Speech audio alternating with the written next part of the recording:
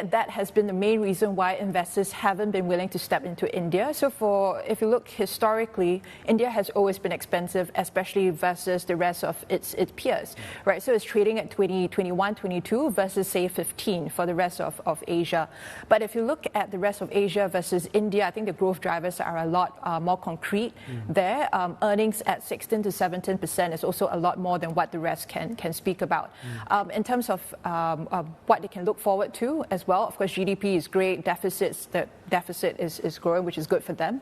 But also the population, the fact that they're urbanizing, them looking at tax cuts, a lot of policies that the government has been passing through. Demographic profile as well. Yeah, exactly. The average age of a person in India is actually 30 over years old, like 35, 36. That's the average. Yeah, so they have a very young population versus, for example, another major driver like China, another key driver of Asia, where they are, as you know, facing an aging population. Yeah. Indeed, yeah. So what are the prospects for China? I mean, the most optimistic people we talk to will say, look, at best, it's tactical. It's a trade. Yes. It's not an investment. It's not strategic yet. Yes. Are you in that camp?